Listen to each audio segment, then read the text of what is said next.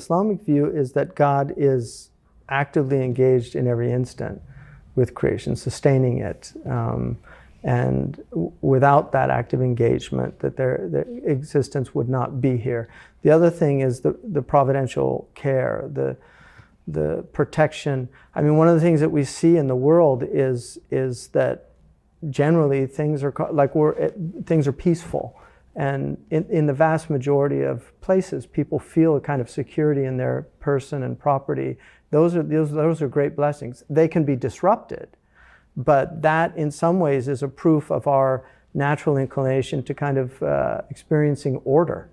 And one of the ideas about any gross disruptions that happen to human beings, the idea like of an earthquake, is there's all this order and then suddenly all this chaos comes in, but then there's a restoration of order. And that's to remind us that order is the norm, that experiencing order is, and that's one of the great blessings from God. So God, in essence, throws these wrenches in our works in order for us to grow. And always, I've met several people who've been in prison unjustly. I have a friend, Tobias Tubbs, who spent 28 years in prison, African-American, beautiful man. And he spent his time, he said, okay, is this what God wants from me?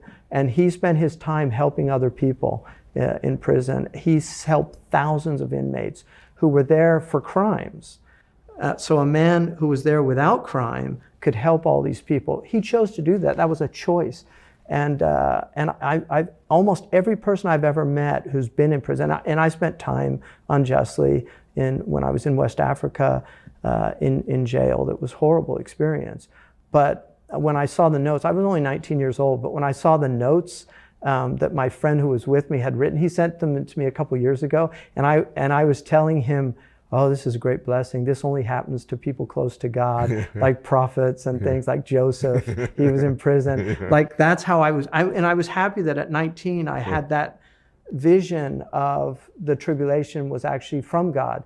One of our great mystics, Ibn Atta'illah, said that one of the things that will mitigate the pain of his tribulation is to know that God is the one trying you.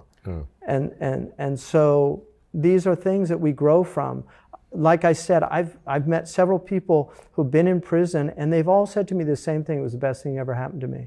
And I wouldn't want to go to prison. I hope it doesn't happen to you or anybody I know. But there are people that do get great benefit from actually being forced to confront themselves in a way that they'd never had before. And I think tribulation does that for people. So when God intervenes in the world, I mean, there are several different mechanisms by which God can do that. God is sustaining the world, so at any given nexus, God could change things, can fiddle with the dials at any point in the world if God's sustaining. That's one way. It's sort of an active, proactive, in time kind of reaction to move things. The other way, it says that somehow from all creation, God sort of knew what things were happening so that God could create a world in which he did not have to intervene, but all of the activities that would have occurred, God knew beforehand. There's something like a deistic type. Deistic, but it's a philosophy called middle knowledge, where God had an infinite number of choices of worlds that you could have. And part of this is to harmonize human freedom, because if God is continually manipulating things, maybe we don't have as much freedom, and to be sure that God's providence is secured so that the outcomes of various things are absolutely 100% known, which, human freedom and God's absolute providence seem like they're philosophically contradictory at first. And so how do you deal with that? Well, so do you privilege one over the other? Human freedom versus God's providence? I mean, there is a kind of soft determinism. There is an idea that things are fated and that we accept that, but at the same time we believe that we do have free will. So it's kind of holding those two in a kind of balance. And that's why whenever anything in the past has happened, we just say, mashallah, God has willed that. And that, according to the Quran, is to free your heart from the stress of oh God, if I only this had, if I only done that, if I'd only done that, that it eliminates that problem. That's good. Yeah, that works. That's it nice. works. Yeah. It does Whether work. it's true or not, irrelevant. It works. It works, and it's very effective. And that's why Muslims tend to be fatalists about the past, but they're not fatalists about the future. They believe that we have choices. And so, there's a trope that says, oh, Muslims are fatalists, but it's not actually true.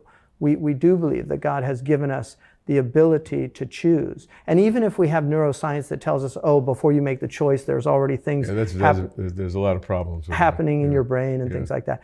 But that would be God's foreknowledge preparing you for the choice that you are going to freely make. It doesn't, these things for believers, I mean, that's why, in essence, religion is kind of in the Popperian sense, it's non-falsifiable because we really can come up with some kind of solution to the problem. And it drives people that are, not believers a little crazy.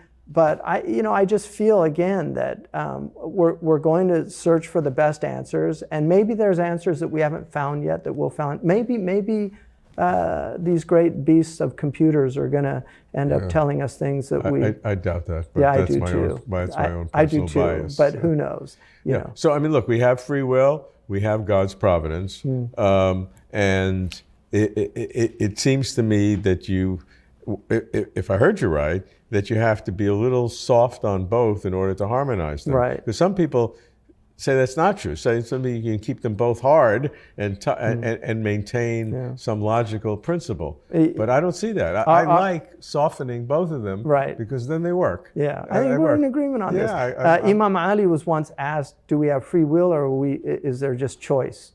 And he said, lift your leg. Right leg, and he lifted his leg, and he said, now without putting it down, lift the other one. He said, I can't. He said, it's between those two. So, I mean, we didn't choose our parents, despite what New Age people say. We didn't choose, the type of health we would have. There is some level of choice in health, but generally, if you had bad genes, you didn't choose that. Yeah.